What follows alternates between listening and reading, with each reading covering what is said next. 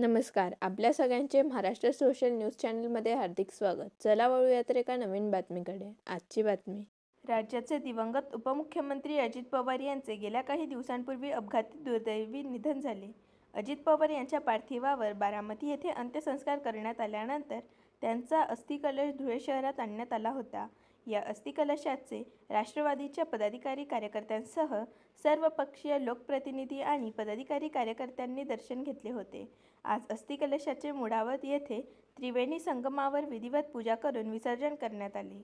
यावेळी राष्ट्रवादी काँग्रेसचे पदाधिकारी आणि कार्यकर्ते उपस्थित होते. महाराष्ट्राचे लोकनेते अजितदादा पवार अत्यंत संघर्ष योद्धा आज संपूर्ण महाराष्ट्र हळहळ व्यक्त करतो आहे.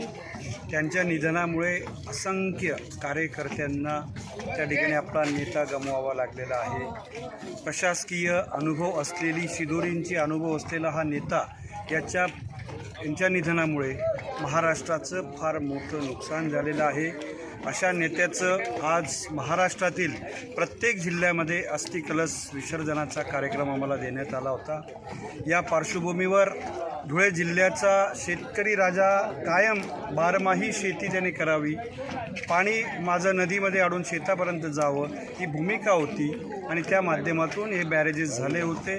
तापीचे सर्व बॅरेजेसवर अजितदादांचं फार मोठं योगदान आहे आणि आज दुर्दैवाने त्याच पाण्यामध्ये अजितदादांचं या ठिकाणी अस्थिकलश आम्ही विसर्जित केलं आहे.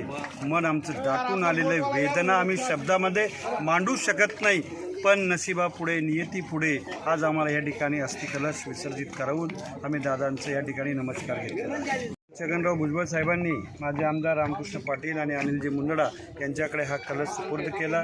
त्यानंतर धुळे शहरामध्ये राजवाडे संशोधन मंडळात त्या ठिकाणी संजयजी मुंदडा आणि जोसेफांना मलबारी आणि प्राध्यापक शरद पाटील सर यांच्याकडे हा कलश सुपूर्द केला.